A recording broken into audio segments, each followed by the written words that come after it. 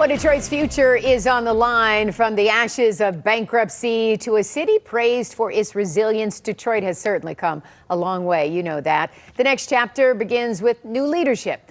After more than a decade under Mayor Mike Duggan, the position is open and the candidates are stepping up. So we are putting the spotlight on each one. And to keep things even, I asked every candidate the same set of questions. Next up, Solomon Kinloch.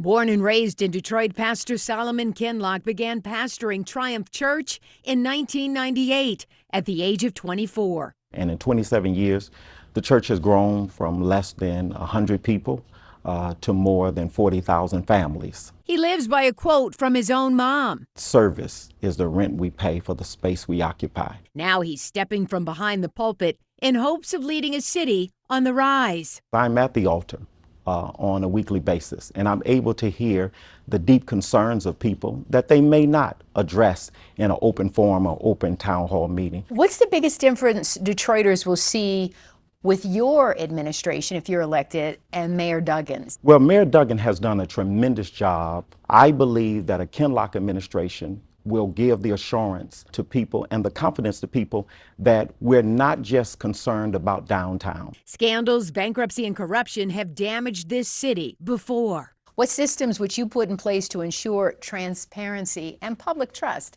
in the mayor's office? One of the things I would immediately do is put a chief compliance officer on the 11th floor of City Hall. Reverend Kinloch says we have not done enough to curb violence in the city, and we need more jobs for Detroiters. Our educational system has to become the pipeline to fuel our young people into these jobs.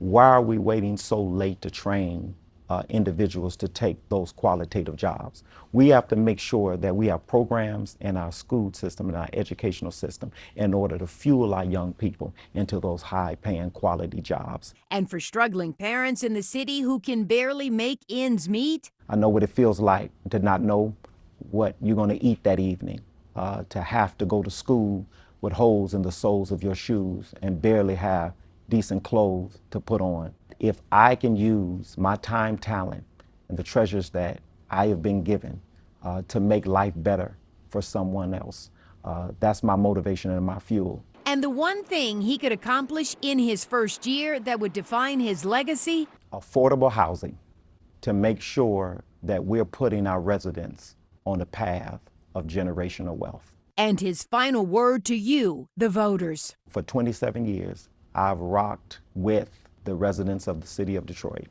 And if I'm given this chance, they'll know that because I have rocked with them, I'm asking for them to give me one more chance and rock with me.